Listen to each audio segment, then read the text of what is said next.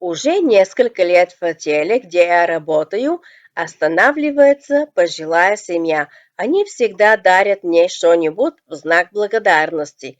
Сейчас это янтарное ожерелье. Янтарь помогает бороться с заболеваниями щитовидной железы. Я сохраняю это ожерелье на память, создав более интересную модель с большим количеством бусин, какие у меня есть. Красные бусины я не использовала, хотя предположила, что они могут пригодиться.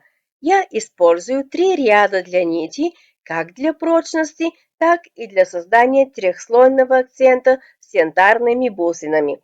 Остались бусины и для сережек. При таком расположении каждая бусина проявляет свою индивидуальность.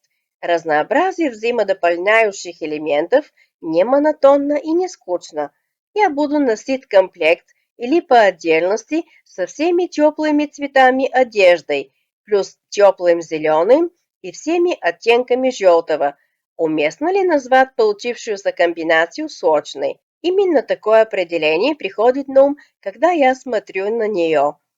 Второе ожерелье, которое получилось, было сделано в основном из крупных деталей растянутого браслета. Другая проблема с браслетом заключалась в мелких металлических бусинах, которые потеряли свою свежесть.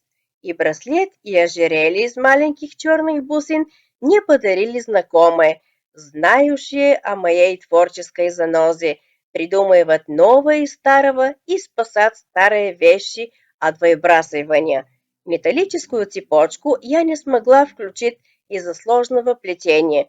В конце видео я покажу, какое украшение я из нее сделала. Речь идет о женских украшениях, но мужчины тоже многое выиграют, если примут участие и проявят инициативу, чтобы удивить своих любимых женщин подобными изобретениями. Многие из нас, женщин, любят какое-то украшение или одежду, которые уже кажутся скучными, но мы не отказываемся от них, потому что просто любим их. А если кто-то подарит нам такой сюрприз, то, о, я верю, что наша радость будет огромной.